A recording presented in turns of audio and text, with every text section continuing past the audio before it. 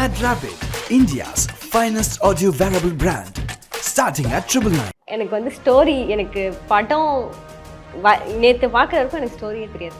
எனக்கு ஷார்ட்டாக ஒரு ஸ்டோரி லைன் சொல்லுவாங்க, நடிப்பேன், வந்துடும், அவ்வளோதான். லட்சுமி சார் அவரை பார்த்து தான் நான் உண்மையிலே அவரை கண் பார்த்துட்டு தான் பேசுகிறேன். கட் சொன்ன அப்புறம் வந்து அனுராக் சார் சொல்கிறாரு, she is making an eye contact, that's what. அதுதான் வந்து ஒரு முதல் ஆக்டருக்கு அதுதான் வந்து முதல்ல வேணும். ஐ டு ஐ கான்டாக்ட் வச்சு நடிக்கிறது வந்து பெரிய விஷயம். உங்களால் முடியலன்னா லட்சுமி கேஸ் அட்லீஸ்ட் சிபிஐக்கு சிபாரிசு பண்ண முடியுமா சார்? எனக்கும் ஒரு சில சுச்சுவேஷன்ஸ்லாம் இருந்திருக்கு. இந்த சுச்சுவேஷன்ஸ்லேருந்து நான் வெளியில் வரணும் அப்படின்றத நினச்சி அந்த எஃபர்ட்ஸ் போட்டு என்ன நான் முதல்ல வெளியே தயார்படுத்திக்கிட்டு அதுக்கப்புறமா நான் அந்த சீன்ஸ்லாம் நினச்சேன். மேரத்தான் போயிருந்தேன். மேரத்தான் போயிட்டு ஒரு க்ரௌடட் பிளேஸில் வந்து எனக்கு ஒரு சுச்சுவேஷன் நடந்துச்சு. கூட்டத்தில் வந்து மெடல் வாங்குறப்போ எனக்கு திடீர்னு ஒருத்தவங்க பேட் டச் பண்ணிட்டாங்க. எனக்கு வந்து அந்த நேரத்தில் நான் போல்டாக அவரை வந்து அந்த கூட்டத்துலேருந்து இழுத்து நான் வந்து போலீஸ்கிட்ட, அங்கே பக்கத்தில் மேரத்தானில் நிறைய போலீஸ் இருப்பாங்க, அவங்ககிட்ட சொல்லிட்டு நான் திரும்புகிறேன். பட் என்ன மீறி எனக்கு ஒரு டியர்ஸ் வருது. ஒரு க்ரௌடட் பிளேஸில் நான் என்னையும் அவாய்ட் பண்ணிப்பேன். அந்த இடத்துல இருக்காமல் அவாய்ட் பண்ணிப்பேன். எவ்வளோ மேக்ஸ் டு மேக்ஸ் அதை அவாய்ட் பண்ணிட்டேன். என்னையே நான் ஒரு சர்க்கிள்குள்ளே அடக்கிட்டு என்னால் ஒரு சர்க்கிள்லேருந்து வெளியில் வர முடியல. நானே என்ன நினச்சாலும் அந்த ஒரு இது வந்து மாற்ற முடியல. ஸோ அதை எப்படி தான் மாற்றுறது, ஏன் நம்மளால் மாற்ற முடியலன்னு நானே யோசிச்சு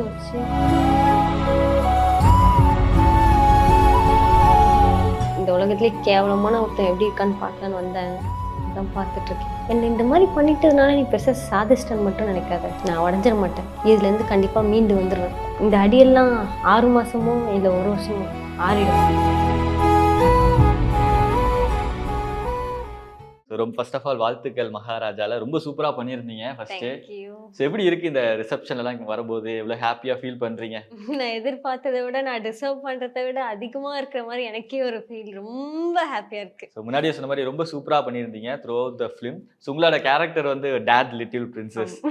ஓகே, அதே சமயம் அப்பாவை வேற டாமினேட் பண்ணிட்டே இருப்பீங்க. எதுக்காகனா அப்பாவை சந்தோஷப்படுத்துறதுக்காக. ஸோ உங்களோட லைஃப்ல அதுக்கப்புறம் ஒரு பிரச்சனை நடக்குது. ஸோ அங்கிருந்து தான் ஸ்டோரி வந்து ரொம்ப சூடு பிடிச்சி இப்போ ரொம்ப பரபரப்பாக போகுது இல்லையா? ரொம்ப ஒரு போல்டான கேரக்டரு. ஃபர்ஸ்ட் ஸ்டோரி கேட்டதுமே இந்த ஒரு கேரக்டர் நம்ம பண்ணணும் அப்படின்னு எந்த ஒரு பாயிண்ட்ல டிசைட் பண்ணீங்க? ஆக்சுவலி எனக்கு சொல்லும் போதே எனக்கு பெருசாக கதை சொல்லலை. எனக்கு வந்து டைரக்டர் வந்து இந்த மாதிரி அப்பா பொண்ணு விஜய் சேதுபதி சாருக்கு பொண்ணா வந்து பண்ண போறீங்க. உங்களுக்கு வந்து நான் வந்து ரிவீல் பண்ண வேணாம்னு நினைக்கிறேன் என்ன எக்ஸாக்டானு. ஸோ இந்த மாதிரி ஒரு போல்டு சீன் இருக்கு, நீங்க பண்ணுவீங்களா அப்படின்னு கேட்டாங்க.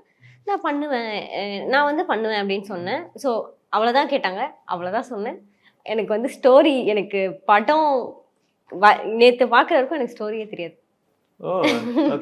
எனக்கு ஷார்ட்டாக ஒரு ஸ்டோரி லைன் சொல்லுவாங்க, நடிப்பேன், வந்துடும், அவ்வளோதான். அந்த ஒரு போல்டு கேரக்டர் நம்ம பண்ணலாம் அப்படிங்கிறது அப்போ கொஞ்சம் தயக்கம் இருந்துச்சா, இல்லை எடுத்ததும் பண்ணிட்டீங்களா? இல்லை, எனக்கு தயக்கம் இல்லை.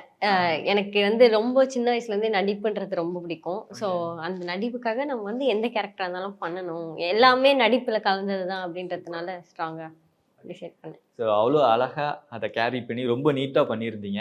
லைக் உங்களோட கேரக்டர் சொல்லும்போது அதுக்கான ப்ரிப்பரேஷன் ப்ராசஸ்ன்னு ஒன்று இருக்கு இல்லையா?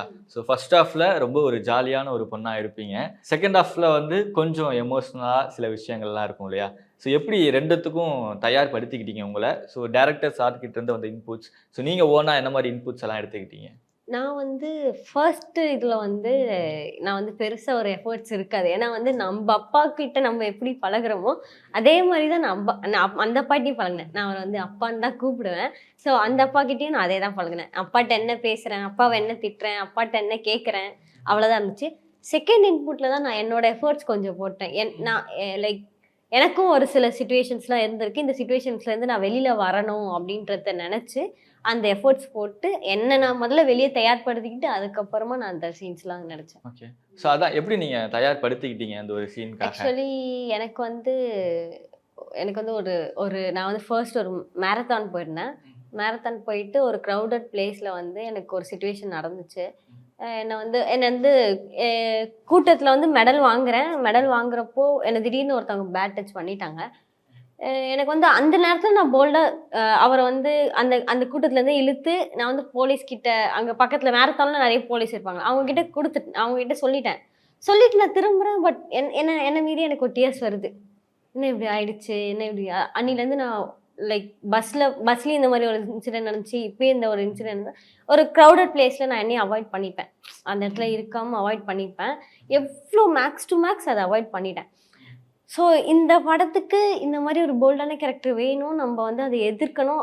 நமக்குன்னு நம்மளை பார்த்து ஆடியன்ஸ் வந்து அந்த ஒரு சர்டைன் ட்ராமாலேருந்து வெளியில் வரணும் அப்படின்றதுக்காக முதல்ல நம்மள அதுக்கு நம்ம பண்ணிக்கணும்னு சொல்லிட்டு பஸ்ஸில் போவேன், க்ரௌடட் பிளேஸில் மேக்ஸிமம் போய் என்னையே நான் வந்து பயத்துலேருந்து என்னையே வெளியில் வந்து அவுட் ஆஃப் இயர் ஆகி என்னையே நான் போல்டு பண்ணிவிட்டு அதுக்கப்புறமா தான் நான் அந்த கேரக்டருக்குள்ளேயே போனேன். படத்தில் அது வந்து ரொம்ப அழகாக போல்டாக டீல் பண்ணியிருந்தீங்க. ஸோ ரியல் லைஃப்னு வரும்போது அதையும் சூப்பராக டீல் பண்ணியிருக்கீங்க. இருந்தாலும் சின்னதாக ஒரு டியர்ஸ் உங்கள் கண்ணில் வந்திருக்கு. அதுக்கப்புறம் க்ரௌடட் பிளேஸ் எல்லாம் அவாய்ட் பண்ணியிருக்கீங்க. லைக் அந்த ஒரு டேஸ் எப்படி இருந்துச்சு ஃபர்ஸ்ட்? என்னையே நான் ஒரு சர்க்கிள்குள்ளே அடக்கிட்டு என்னால் ஒரு சர்க்கிள்லேருந்து வெளியில் வர முடியல. நானே என்ன நினச்சாலும் அந்த அந்த ஒரு இது வந்து மாற்ற முடியல. ஸோ அதை எப்படி தான் மாற்றுறது, ஏன் நம்மளால மாற்ற முடியலன்னு நானே யோசிச்சு அதுக்கு ஒரு இது பண்ணி it was too tough actually. எல்லாருக்குமே அந்த ஒரு கஷ்டம் இருக்கும், அந்த ஒரு பயம் இருக்கும் உள்ளே. வந்து இந்த மாதிரி திருப்பியும் ஆயிடுமோன்ற ஒரு பயமே தான் தவிர ஏன் இப்படி ஆச்சுன்ற பயம் எனக்கு இல்லை. ஆனால் ஒரு சில பேருக்கு ஏன் இப்படி ஆச்சு, எனக்கு ஏன் இப்படி ஆச்சு அப்படின்ற பயம் எல்லாருக்குமே இருக்கும். அந்த பயத்தை வந்து உடச்சி சரி ஓகே இன்னொரு வாட்டி இப்படி ஆகாமல் இருக்கிறதுக்கு என்னென்ன ப்ரிகாஷன்ஸ் நம்மளால் பண்ண முடியுன்றது தான் நான் அவாய்ட் பண்ணேன். போனாலும் நம்ம ஏன் பயப்படணும், நம்ம பயப்படக்கூடாது, நம்மள அதில் எந்த தப்பும் இல்லை அப்படின்றத மாற்றிக்கிட்டு தான் நான் வந்து என்னோட மைண்ட் செட்டை ரொம்ப சேஞ்ச் பண்ணி வெளில வந்தது தான் அந்த விஷயம். ஸோ படத்தில் அப்பா உங்களுக்கு ரொம்ப சப்போர்ட், விஜய் சேதுபதி சார் அப்படிங்கிறவங்க. ஸோ பொண்ணுக்கு இப்படி ஒரு இன்சிடென்ட் நடந்தாலுமே உங்களுக்காக பயங்கரமாக சப்போர்ட் பண்ணி போலீஸ் ஸ்டேஷன் வரைக்கும் போய் நிறைய விஷயங்களை டீல் பண்ணுவார். இப்படியே ரியல் லைஃப்னு வரும்போது லைக் உங்களுக்கு இந்த மாதிரி ஒரு இன்சிடென்ட் நடந்திருக்கு, அதை ஃபேமிலிகிட்ட சொல்லியிருப்பீங்க. லைக் ஃபேமிலியிலேருந்து உங்களுக்கு கிடைச்ச சப்போர்ட்லாம் எந்த அளவுக்கு ஹெல்ப்ஃபுல்லாக இருந்துச்சு உங்களுக்கு? நான் 10th ஸ்கூலில் சுட்டியாக தான் இருப்பேன். படத்தில் காட்டுற மாதிரியே வந்து நான் கிரவுண்டில் தான் இருப்பேன். நானும் அதில் உண்மையாக ரியல் லைஃப் ரன்னர் நான். ஸோ மேக்ஸிமம் ஸ்போர்ட்ஸில் தான் இருப்பேன். நான் என்ன படத்தில் கட்டுற மாதிரி படிக்காமல் இருக்க மாட்டேன், இங்கே ரியல் லைஃப்பில் படிப்பேன், நல்லா ஓகே ஓரளவுக்கு படிப்பேன். ஸோ இந்த மாதிரி டைமில் என்ன ஆயிடுச்சு, யாரோ ஒருத்தவங்க வந்து செவுத்தில் வந்து பேட் வேர்ட்ஸ்லாம் எழுதி மார்க்கரை வச்சு எழுதிட்டு போயிட்டாங்க போல். So I have marker in my bag, என்கிட்ட எப்பயுமே மார்க்கர் இருக்கும். அதை பார்த்துட்டு நான் தான் எழுதுனேன் அப்படின்னு சொல்லிட்டு என் மேலே பழி போட்டாங்க. பழி போட்டு பிரின்ஸிபல் ரூம்லேயே தான் உட்கார வச்சுருந்தாங்க. உட்கார வச்சுருக்கும் போது என்னை வந்து எங்கள் அம்மா வந்து பேசலை, எங்கள் அப்பா வந்து பேசலை, எதுவுமே பேசலை. ஒரு நாளைக்கு எங்கள் டேடி மம்மியை கூப்பிட்டாங்க. அப்போ வந்து எங்கள் டேடியும் வந்தார், மம்மியும் வந்தார். என்ன சொல்லிட்டாங்க, லைக் எங்கள் அப்பா வந்து கேட்டார், ஏன் எப்படி உங்கள்கிட்ட என்ன சாட்சிருக்கு, என் பொண்ணு தான் பண்ணான்னு, நீங்கள் எப்படி என் பொண்ணை இப்படி பண்ணலாம், 10 பிரின்சிபல் ரூமில் உட்கார வச்சு படிக்க வைக்கலாம், என்ன தானே நீங்கள் முதல்ல கூப்பிட்டு வந்து பேசணும், 10 நாள் உட்கார வச்சிங்க அப்படின்ட்டு அப்படி கேள்வி கேட்டுட்டு என் பொண்ணு தப்பு பண்ணியிருக்க மாட்டா, பண்ணியிருந்தாலும் மன்னிச்சிருங்கன்னு அவர் வந்து அவரே சரண்டர் ஆகிட்டாரு. ஸோ அவர் வந்து எனக்கு அப்போஸ் பண்ணலை, நான் தப்பு பண்ணியிருக்கணும் பண்ணிலையோ எங்கள் மேலே தப்பு இருக்குது நாங்கள் மன்னிச்சிருங்க அப்படின்ற மாதிரி மன்னிச்சிருங்கன்னு சொல்லிட்டாரு. ஸோ அந்த மாதிரி தான் சப்போர்ட் இருந்துச்சு. ஸோ எதுக்குன்னா என்னோட லைஃப்பை வந்து இது பண்ணணும். அப்பா இந்த படத்துல எப்படின்னா என் பொண்ணு தப்பு பண்ணிருக்க மாட்டா அப்படின்னு அந்த சரக்கு சீன் அப்படியே எக்ஸ்பிளைன் பண்றீங்க. ஒருவேளை இந்த டைரக்டர் சார்ட்ட சொன்னீங்களா? இல்ல அது ஆக்சுவலி அந்த சீன் நடக்கும் போதே வந்து விஜய் சேதுபதி சார் கூட சொன்னாரு, இதே உங்க அப்பாவை நான் சொன்னேன், இந்த மாதிரி எனக்கும் ஒரு இன்சிடென்ட் நடந்துச்சுப்பா, இந்த மாதிரி எங்க அப்பாவும் இப்படி பண்ணிட்டாரு, நீங்க இப்படி பண்றீங்க. எனக்கு இப்போ அந்த நேரத்துல தான் ஃபீல் ஆச்சு, நம்ம போய் அப்பனா இப்படி பண்ணல, நம்ம தப்பே பண்ணல, நமக்கு தானே சப்போர்ட் பண்ணியிருக்கணும் அப்படின்னு. அப்போதான் இவர் சொன்னாரு, உங்க அப்பா உன் லைஃப் பாதிக்கக்கூடாது, உன் லைஃப் வந்து இந்த மாதிரி ஆச்சுன்னா உன் லைஃப் தான் பாதிக்கும், அவங்களுக்கு எதுவுமே இல்லை, சண்டை போடுறதுக்கு உங்க அப்பாவுக்கு ஒரு செகண்ட் ஆகியிருக்காது, உன் லைஃப் அதனால பாதிக்கும், உனக்கு எங்க டிசி கொடுத்து உன்னோட லைஃப் போயிடுமோன்றதுக்காக தான் தப்பே பண்ணியிருந்தாலும் மன்னிப்பு கேட்காத அப்பா உன் லைஃப்பை பார்த்து மன்னிப்பு கேட்டிருக்காரு அப்படின்ற மாதிரி சொன்னார். அப்போதான் எனக்கு புரிஞ்சுது. ஏன்னா இப்போ நீங்க எக்ஸ்பிளைன் பண்ண சீனுமே படத்துல ரொம்ப முக்கியமான ஒரு சீன் வேற. லைக் அந்த இடத்துல தான் தெரியும் அப்பாவுக்கு உன்னை கோவம் வந்துருச்சு அப்படின்னா சாரி தான் நான் கேட்டுருங்க, இல்லைன்னா அவர் விடவே மாட்டாரு அப்படின்னு சொல்லி அந்த இடத்துல நீங்க போய் லைக் சொல்ற விதம் வந்து ரொம்ப அழகா இருக்கும். ரொம்ப எமோஷனல் ஆகி அழுதுட்டே போய் ஸோ உங்க ஹெட் மாஸ்டர்ன்னு நினைக்கிறேன் அவர்கிட்ட போய் சொல்வீங்க. லைக் அந்த சீன் மேக்கிங் பத்தி சொல்ல முடியுமா? பிஎஸ்என்எல் ஆஃபீஸ்ல நடந்துச்சு. ஆக்சுவலி இது வந்து 2 o'clock முடிய வேண்டிய ஷூட். 2 o'clockலேருந்து 6 o'clock போச்சு, 6 o'clockலேருந்து 9 o'clock போச்சு. ரொம்ப எடுத்துகிட்டே போச்சு. போக போக போக எனக்கு வந்து டயர்ட் ஆயிடுச்சு, வயிறு வலிக்க ஆரம்பிச்சிச்சு. உண்மையாலே என்னால் அங்கே நிற்க கூட முடியல. ஓகே. நிற்க கூட முடியாமல் மயக்கம் வந்து இப்படி படுக்கிற. டிஓபி வந்து எல்லாரும் கம்பல்சி தானே இருக்காங்க, உனக்கு என்ன தூக்கம்னு கத்திட்டாரு. நான் அப்படியே அவரை பார்த்து கண்ணி வயிறு வலிக்குது, நான் உனதான படுத்தேன் அப்படின்ற மாதிரி சொன்னேன். ஐயோ மன்னிச்சிருமா அப்படின்னு சொல்லிட்டு அவரும் சொல்ல. ஸோ அதுக்கப்புறமா வந்து ரொம்ப அது எமோஷனல் வந்து ரியல் எமோஷனல், பொயிலாம் இல்ல. உண்மையில இந்த வயிற்று வலியில வந்து எமோஷன்ல தயவு செஞ்சு விடுடா எப்பா, அந்த மாதிரி சொன்ன மாதிரி ஆயிடுச்சு. ஸோ இதுக்கப்புறம் கிளைமேக்ஸ்ல ஒரு முக்கியமான விஷயம், ப்ரீ கிளைமேக்ஸ் நினைக்கிறேன், அதான் ஸ்டார்டிங் பாயிண்ட். அவர் வந்து குப்பை தொட்டியை காணான்னு சொல்லி தேடி வரல, வேற ஏதோ ஒரு விஷயம் இருக்கு அப்படின்னு சொல்லும்போது திரும்ப அந்த ஸ்டோரி அவர் நரேட் பண்ணும்போது அப்பதான் ரியலா என்னெல்லாம் நடந்துச்சு அப்படின்னு சொல்லுவார் இல்லையா. அப்போ அனுராக் கஷ்யப் சார் கூட எல்லாம் சில காம்பினேஷன் சீன் உங்களுக்கு இருந்திருக்கும், அவரு உங்களுக்கு பிடிச்சி தள்ளி விடுற மாதிரி எல்லாம் இருந்திருக்கும் இல்லையா. லைக் அந்த ஆக்ஷன் சீக்வன்ஸ் கொஞ்சம் டஃபா இருந்துச்சா இல்லை எப்படி இருந்துச்சு? ரொம்ப டஃப்பாக இருந்துச்சு. ஆக்சுவலி வந்து என்ன ஆச்சுன்னா, ஃபர்ஸ்ட் நிறைய என்கிட்ட வந்து சொல்கிறாங்க இந்த மாதிரி தான் பண்ண போகிறோன்ட்டு. ஃபர்ஸ்ட்டு சிங்கம்புலி சார் கூட வந்து முடிஞ்சிருச்சு. அவர் வந்து வாயை பற்றி அவரை கடிக்கிறது, அவர் நான் உண்மையாலே கடிச்சிட்டேன், அது வேற பண்ணிட்டேன். ஸோ உண்மையாலே கடிச்சிட்டேன். அவர் வந்து வலி, ஐயோ சாரி சார் நான் தெரியாமல் கடிச்சிருந்தேன், ரொம்ப வலிக்குது அப்படின்னு. அதெல்லாம் ஒன்றும் இல்லாமா அப்படின்னு சொல்லி சொன்னார். அண்டு இவரையும் மணிகண்டன் சாரையும் ஃபோர்ஸாக தள்ளிட்டேன். ஸோ அது ரியலாக பண்ணணுன்றதுக்காக ரியலாகவே பண்ணேன். அவரும் என்கிட்ட மணிகண்டன் சாரும் வந்து சொன்னார், இந்த மாதிரி ரியலாக பண்ணுறேன், நீ எதுவுமே யோசிக்காத, உன் கண்ணு கட்டியிருக்கு, ஸோ அதனால நீ என்னை எவ்வளோ ஃபோர்ஸாக எவ்வளோ ரியலிஸ்டிக்காக பண்ண முடியுமா பண்ணு அப்படின்னாரு. ஸோ உண்மையாலே ஃபோர்ஸாகவும் தள்ளிட்டேன். ஸோ அவங்க 2 பேரும் தாண்டி அனுராக் சார் வந்து அடிச்சுட்டு நான் இப்படி கண்ணை வாங்கிட்டு அவர் தள்ளி விடுவார். தள்ளி விடும்போது நான் இப்படி கீழே விழணும். ஸோ எனக்கு என்கிட்ட இன்ஸ்ட்ரக்ட் பண்ணிட்டாங்க, கண்ணை கட்டியிருக்கேன், தைரியமாக விழு, கீழே வந்து பெட்டு போட்டிருக்கோம் அப்படி. ஆனால் ரொம்ப கேஷுவலாக ஜாலியாக ஃபைட்டர்ஸ் நான் சொன்னதெல்லாம் நம்பி அப்படியே அசால்ட்டாக இப்படி கீழே விழுந்தேன். கீழே விழுந்ததில் என்ன ஆச்சு, என்னோட பாடி வந்து பெட்டில் பட்டுருச்சு, கை மட்டும் அவுட் ஆஃப் பெட் போயிடுச்சு. ஸோ அந்த நான் டப்புன்னு விழுந்த ஃபோர்ஸில் என்னோட கை போன் உள்ள வந்து முட்டிக்கிட்ட வந்து கீழே பட்டுருச்சு. கீழே பட்டதில் இந்த வந்து ஃப்ராக்சர் ஆயிடுச்சு. ஆமாம். ஸோ ஃப்ராக்சர் ஆகி என்னை ஹாஸ்பிட்டல் கூப்பிட்டு போய் எக்ஸ்ரே ஸ்கேன் எல்லாத்தையும் எடுத்துட்டு அன்னைக்கு நைட்டு திருப்பி எனக்கு ஷூட்டு, திருப்பி அதே சீன் ஒன்ஸ் மோர். உண்மையான வழியில அவர் வந்து என்னை அடிக்கிற மாதிரி இருப்பார், நான் வயிற்றுல அடிக்கிற மாதிரி வச்சு நான் வயிற்றுல துடிக்கிற மாதிரி இருக்கும். அதுவும் உண்மையான துடிப்பு, உண்மையான வழியில துடிச்சிட்டு இருந்தேன் அப்போ. ஸோ எல்லாமே ரியலிஸ்டிக்காவே நடந்துருச்சு, ரியலிஸ்டிக்காவே ஆக்ட் ஆயிடுச்சு. ஐயா உடஞ்சதுக்கு அப்புறம் ரீடேக் வாங்கிருக்காங்க. இல்ல லைக் விழுறது ஒரு சீன், விழுந்ததுக்கு அப்புறம் இந்த மாதிரி ஆனதுனால எடுக்க முடியல. ஸோ விழுந்துட்டு அடிக்கும்போது அந்த ரியாக்ஷன் வேணும்ல, அப்ப தானா ஆட்டோமேட்டிக்கா வந்துருக்கு அதுக்காக. அதனால இருந்தாலும் அனுராக் சார் கூட நடிச்சது அந்த ஒரு எக்ஸ்பீரியன்ஸ் பத்தி சொல்லுங்களேன். லைக் அந்த ஒரு குட்டி போர்ஷன் தான் இருந்திருப்பீங்கன்னு நினைக்கிறேன். அவர் கூட டிராவல் பண்ணது, அதுக்கப்புறம் கிளைமேக்ஸ்ல அவர் கூட இருந்தது. நான் ஃபர்ஸ்ட் அவரை பார்த்தது வந்து கிளைமேக்ஸ்ல தான் பார்த்தேன். அவர் இப்படி உட்காந்துட்டு இருக்காரு, அந்த கீழே உட்காந்துட்டு இருப்பார், நான் அவர்கிட்ட சேர்ல உட்காந்து பேசுவேன். ஃபர்ஸ்ட் டைம் வந்து விஜய் சேதுபதி சார், அனுராக் சார், நான் நிற்கிறேன்.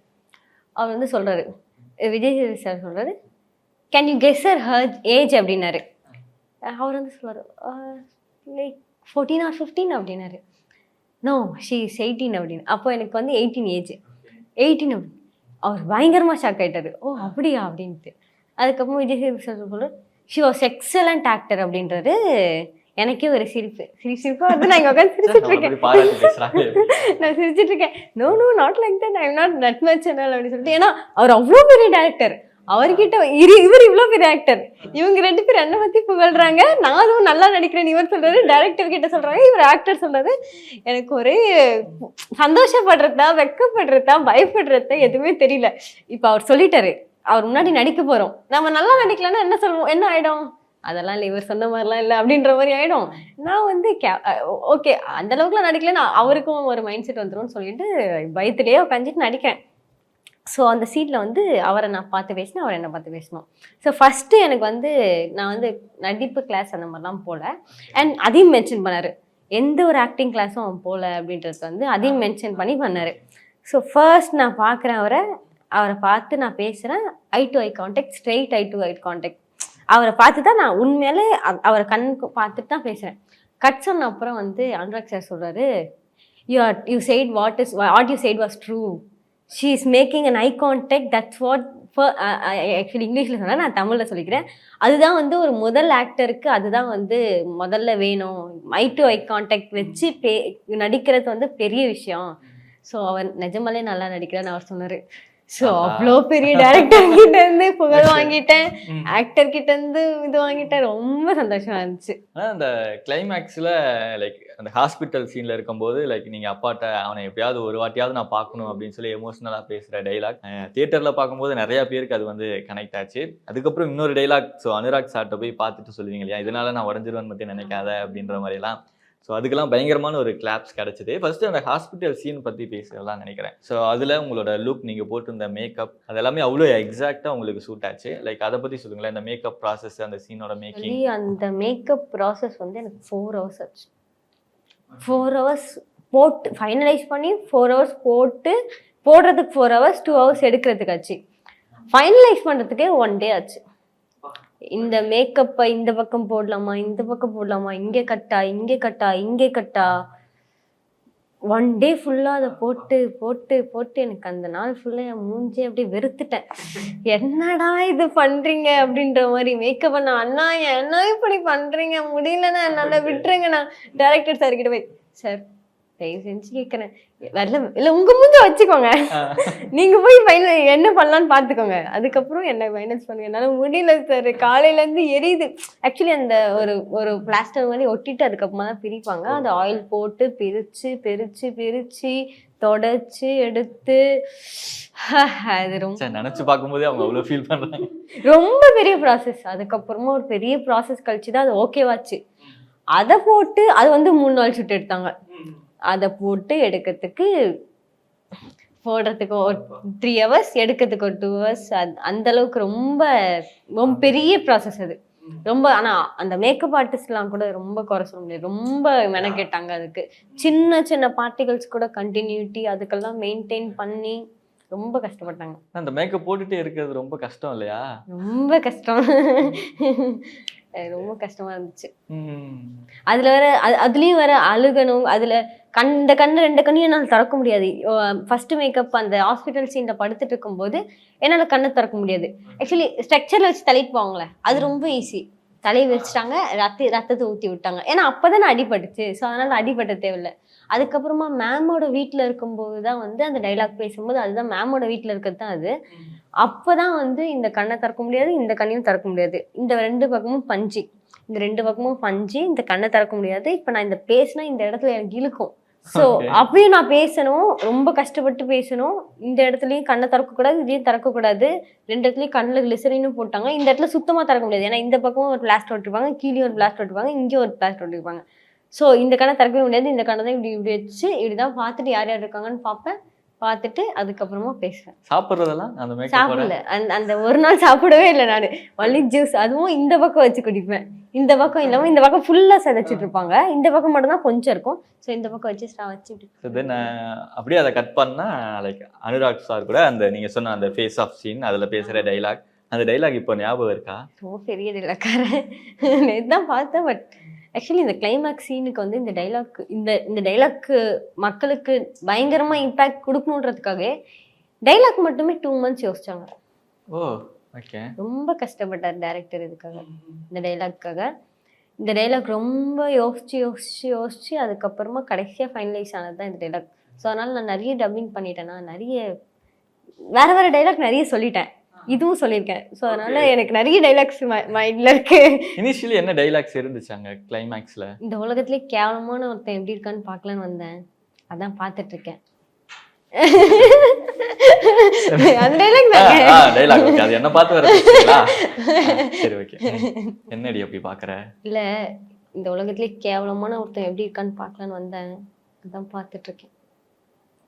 என்ன இந்த மாதிரி பண்ணிட்டதுனால நீ பெருசாக சாதிச்சிட்டன்னு மட்டும் நினைக்காத, நான் உடஞ்சிட மாட்டேன், இதுலேருந்து கண்டிப்பாக மீண்டு வந்துடுவேன். இந்த அடியெல்லாம் 6 மாதமோ இல்லை 1 வருஷமோ ஆறிடும். அதுக்கப்புறம் நானும் சந்தோஷமாக இருப்பேன், எங்கள் அப்பாவும் சந்தோஷமாக இருப்பார், எங்கள் அப்பாவையும் நான் நல்லா பார்த்துப்பேன். ஆக்சுவலி இந்த டைலாக்கே வராது. இந்த 6 மாதமோ இந்த 1 வருஷமோ கட் பண்ணிட்டு இருப்பாங்க. ஸோ அந்த மாதிரி நிறைய டைலாக்ஸ் போச்சு.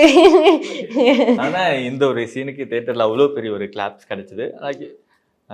இந்த சீன் மூலமா லைக் இதுக்கு முன்னாடி இந்த மாதிரி பிரச்சனை யாரெல்லாம் ஃபேஸ் பண்ணியிருக்காங்களோ அப்படியும் அவங்க எல்லாத்துக்கும் ஒரு பாசிட்டிவ் ஒரு ஃபீல் கொடுக்கக்கூடிய ஒரு டைலாகாக இருக்கும் இல்லையா? லைக் அந்த டைலாக் பற்றி சொல்லுங்கள். அந்த டைலாக்காக நான் போட்ட எஃபர்ட்ஸ் ப்ளஸ் அந்த டைலாக் பேசும்போது நான் அங்கே இருந்தால் என்ன ஃபீல் பண்ணியிருப்பேன், இந்த மாதிரி நான் எல்லாருமே எப்படி கடந்து வந்திருப்பாங்க. ஸோ அதனால் அந்த கடந்து வரணுன்றதை எதிர்பார்க்கணும், அது அவங்களுக்கு புரியணுன்றதுக்காக தான் இந்த டைலாக் பேசும்போது எனக்கே ஒரு மாதிரி கர்வமாக இருந்துச்சு. ஓகே, எல்லாரும் வருவாங்க கண்டிப்பாக இதை பார்த்துட்டு இதுக்கப்புறம் இப்படி அந்த ஒரு ட்ராமாவில் இருக்கிறவங்க உடஞ்சி வெளியில் வருவாங்க அப்படின்றத எனக்கே கூஸ் பம்ப்ஸ்லாம் வந்துச்சு அப்போ. ஸோ படத்தில் முக்கியமான ஒரு ப்ளஸ் விஜய் சேதுபதி சார், அவரோட ஆக்டிங் பிரித்து மேய்ஞ்சிருந்தார் அந்த படத்தில். ரொம்ப நாள் கழிச்சு ஒரு படத்தை நாங்கள் ரொம்ப என்ஜாய் பண்ணி பார்த்தோம். அடுத்தடுத்த சீன் என்ன நடக்க போகுது அப்படின்னு சொல்லிட்டு அந்த ட்விஸ்ட்டை அழகாக மெயின்டைன் பண்ணி கொண்டு போயிட்டே இருந்தார். ஸோ விஜய் சேதுபதி சார் அவர் கூட இருந்தது எப்படி இருந்தது, என்ன மாதிரி விஷயங்கள்லாம் கற்றுக்கிட்டீங்க ஃபர்ஸ்ட்டு அவர்கிட்ட இருக்கும்போது? இந்த ஆக்டிங் வைஸ் என்ன மாதிரி விஷயங்கள்லாம் உங்களை சொல்லி கொடுத்தாரு? எனக்கு வந்து முதல்ல அவர் எனக்கு வந்து அட்வைஸ் பண்ணது என்னன்னா, நல்லா நடிக்கிற, நல்லா புரிஞ்சுக்கிற, அடுத்தவங்க நீ நீ அடுத்தவங்களுக்கு என்ன தேவைன்றதை எதிர்பார்த்து அதை உன்னால் கொடுக்க முடியுது. ஸோ அந்த திறமை நிறைய பேருக்கு வராது, எல்லாரும் ஈஸியாக சினிமாவுக்கு வந்துட்டு போயிடுவாங்க. ஆனால் உங்ககிட்ட இருக்குது, இதை நீ தக்க வச்சுக்கிறதும் விட்டு கொடுக்கறதும் உன் கையில் இருக்குது அப்படின்னு சொன்னார். அண்ட் செகண்ட் திங் நானே அவர்கிட்டேருந்து லேர்ன் பண்ணது என்னென்னா, ஒரு ஸ்க்ரீனில் இருக்கோன்னா, இப்போ நானும் நீங்களும் நடிக்கிறோன்னா, அந்த இடத்துல உங்களை பார்க்குறதுக்கு அவர் என்ன தேவைன்றத அவரும் புரிஞ்சுக்கிட்டு அந்த தேவையான ஸ்க்ரீனில் அவரோட ஆக்டிங்காக அவரோட எக்ஸ்பிரஷன்னால அவரோட ஐனால அவர் வந்து கொடுக்குறாரு. அந்த இடத்துல வந்து அந்த விஷயத்த நான் லேர்ன் பண்ணிக்கிட்டேன்.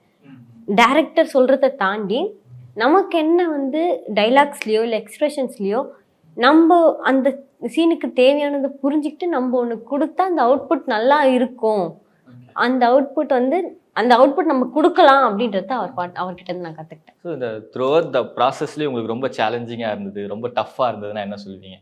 என்ன விஷயம்? ஸ்பாட்டுக்கு சீக்கிரமாக போகிறது.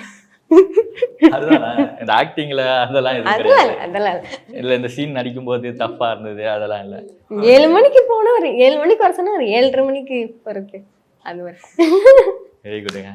நல்லா பங்க்சுவல் இப்போ வரைக்கும் அதை மெயின்டைன் பண்ணிட்டு இருக்காங்க அப்படிங்கிறதுல எனக்கு ரொம்ப சந்தோஷமா இருக்கு. அதை எப்போ மாத்திக்கணும்னு ட்ரை பண்ணியிருக்கீங்க? ஆனா கண்டிப்பா ட்ரை பண்ணிட்டு தான் இருக்கேன். ஒரு நாள் லேட்டாக போயிடும், அந்த ஒரு நாளில் தான் ஃபஸ்ட்டு சீன் எனக்கு வச்சுருவாங்க. ஸோ அந்த மாதிரி நிறைய வாட்டி மாட்டியிருக்கேன், மேனேஜர்கிட்ட திட்டு வாங்கியிருக்கேன். என்னமோ சாச்சுனா Kamaraj sir, manager Kamaraj sir, என்னமோ சாச்சுனா நீ இப்படி பண்ணுற, நீ எவ்வளோ பெரிய ஆர்டிஸ்டாக வர போகிற, மற்ற ஆர்டிஸ்ட்லாம் எவ்வளோ ஷார்ப்பாக டைமிங்லாம் மெயின்டைன் பண்ணுவோம், சிவாஜி சார்லாம் எப்படி மெயின்டைன் பண்ணுவார் தெரியுமா அப்படின்னு அவர் காலத்துலேருந்து பேசுவார். சிவாஜி சார் எப்படி மெயின்டைன் பண்ணுவாரு, மற்றவங்களாம் எப்படி மெயின்டைன் பண்ணுவாருன்னு. ஐயோ ஒரு நாள் லேட்டா வந்துட்டு இவர்கிட்ட நமக்கு பாட்டு பாடிட்டு இருக்காரு அப்படின்ற மாதிரி இருக்கும். இதனாலே நெக்ஸ்ட் டைம் லேட்டா வரக்கூட ட்ரை பண்ணுவேன். ஆனா ஒரு 10 நிமிஷம் லேட் ஆயிடும். சூப்பருங்க, நல்ல வேலை உங்களுக்கு 10 நிமிஷம். மகாராஜா கட் பண்ண அடுத்த படம் எஸ்கே அண்ணாவோட பண்ணிட்டு இருக்கீங்க அப்படின்னு சொல்லி நாங்க கேள்விப்பட்டோம். அதை பத்தி சொல்ல முடியுமா? ஸோ அது எப்படி வந்துட்டு இருக்கு, அது ஷூட்டிங் ஸ்டார்ட் ஆயிடுச்சா, எஸ்கே அண்ணா கூட நடிக்கிறது எப்படி இருக்கு? என்னோட ப்ராசஸ் வந்து முடிஞ்சிருச்சு. என்னோட அதுல வந்து ஒரு குட்டி கேரக்டர் தான், ஒரு குட்டி கேரக்டர், கொஞ்சம் இம்பாக்ட் இருக்கும். அது வந்து நான் ரிவீல் பண்ண விரும்பல, எனக்கு தெரியல அது ரிவீல் பண்ணலாமா இல்ல. சிவகார்த்திகேயன் அது எப்படி இருக்கு? அவரும் ரொம்ப ஹம்பிளான பர்சன்.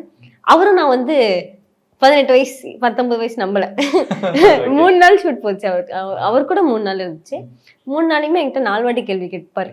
9th தானே படிக்கிற, போய் தானே சொல்ற அப்படின்ட்டு. அவர் டீமை கூப்பிடுவாரு. அவர் டீமுக்குள்ள நான் இருப்பேன், அவர் பக்கத்துல இருப்பாரு. அவர் டீம் வருவாங்க. டீம் வந்து இந்த பொண்ணுக்கு யார் கரெக்டா வயசு கெஸ் பண்றீங்களோ நான் உங்களுக்கு ஏதாச்சும் வாங்கி தரேன். எல்லாரும் கெஸ் பண்ணுவாங்க. எல்லாரும் சொல்லுவாங்க 9th இருக்குமா, 10th இருக்குமா, சரி ஓகே ஒரு 12th அப்படின்ட்டு. யாருமே கிடையாது. உங்களுக்கும் அப்படிதானே தந்துச்சு, எனக்கும் அப்படிதானே தந்துச்சு சொல்றதுக்கு முன்னாடி. அந்த மாதிரி என்னதான் பண்ணிட்டு இருக்கீங்கன்னு சொல்லிருங்க. நான் வந்து 21 ஏஜ் ஆகுது எனக்கு, நான் ஒர்க் போயிட்டு இருக்கேன். சூப்பருங்க. ஸோ அடுத்ததும் மிகப்பெரிய ஒரு படம், அதுவும் சூப்பர் டூப்பர் ஹிட்டாக வாழ்த்துக்கள். எனவே தேங்க்யூ ஸோ மச், நிறைய விஷயங்கள் மகாராஜா பத்தி ஷேர் பண்ணிக்கிட்டீங்க, ரொம்ப ரொம்ப நன்றி. தேங்க்யூ.